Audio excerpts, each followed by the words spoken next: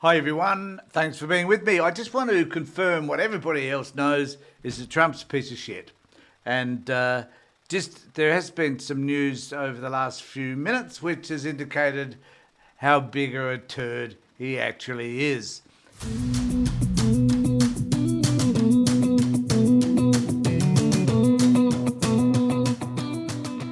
Trump feels uncomfortable when he's out of the White House. He doesn't like being anywhere else because if he's at a parade in his honour, he'll fall asleep. If he's confronted by someone from another another country, he will challenge them, abuse them, and call them all sorts of names, and demonstrates what a character and what a wonderful human being Donald Trump is. He isn't. So he left the G7 early, primarily because I think he was bored. That he doesn't like meeting all of these people. He doesn't like making decisions. So he used the excuse that because of the Iran and Israeli war, that he needed to get back and sort it. I don't know whether that's all that true. There are telephones, there are connections they could make, which about talking about these issues, which didn't mean he didn't have to be back. But he just didn't want to deal with the tariffs. He didn't want to deal with the other stuff they had to do. And he certainly is going to meet up with Anthony Albanese. So just to tell us a little bit more about all of this, this is the... Going straight to breaking news on the G7. US President Donald Trump has just announced he is leaving the summit and is heading straight back to Washington, D.C. Let's go straight to Nine's political editor, Charles Croucher in Canada. Charles, good morning to you. What does this all mean for Trump's planned meeting with our Prime Minister? Morning, Sylvia. It sounds like it's off. Anthony Albanese was not aware of these plans. In fact, we were talking to the Prime Minister in the minutes before the White House press secretary tweeted out a message effectively saying the President had done enough here in Canada and because of what was going on in the Middle East, had to get back to Washington to monitor things there. The President had earlier on his Truth Social put out that everyone should leave Tehran. Now, that is ominous for the people of Iran and particularly Tehran, given all that's going on. So, because of that decision to go back to Washington, it seems that meeting between Donald Trump and Anthony Albanese is off because... So sad. But I can guarantee you that Sky News and the right wing in politics will be blaming Albanese for the fact that Trump decided to abdicate any responsibility whatsoever and piss off back to the White House, where he either feels more comfortable there or at Mar-a-Lago. So this is the chaos that is Donald Trump. Now, the way that that the media on Sky News chose to refer to this is they've got this clip where Trump is making an excuse as to why he's leaving. And I have to be back as soon as I can. We're going to have dinner with these wonderful leaders, and then I get on the plane. I have to be back early for obvious reasons.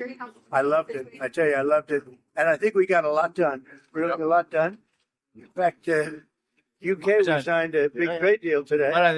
I don't think anybody was too sure they got anything done, to be quite honest. But his is a miserable piece of crap. There's no disputing that. So I want to take us to an article by Peter Hartcher, which I think is a classic because it describes all the things that I've been talking about with regard to Donald Trump for a long time. So he says here, this is a new reality that will pervade every country dealing with Trump's America. Trump is chaos and impulse. Nothing is stable, nothing is safe. Do we need a stable and safe leader of a country like the United States? Well, of course we do, but he's not it. Will he hate you before loving you? Pope Francis was disgraceful until the day he became wonderful. Or will he love you before he's hating you? Elon Musk was a super genius until the day he just went crazy. Will a foreign leader succeed in changing Trump's mind by meeting him? Finland's President Alexander Stubb persuaded Trump over a game of golf to buy Finnish ice-breaking ships rather than make Americans ones. I didn't know that story, so that's an interesting one, interesting sideline. Or will a foreign leader be ambushed? South Africa's President Cyril Ramaphosa wanted to reverse Trump's decision to cut aid to his country. He needed to debunk Musk's propaganda about white genocide, and we know what happened there. Instead, Trump punished him with an Oval Office video reporting to prove that white genocide was rampant. It was a lie. Trump turned to his staff, turned the lights down, and just put this on. The video began with "Kill the White Farmer." As news outlet Axios concluded, if Trump invites you into his office, enter at your own risk. To deal with him is an exercise in risk management.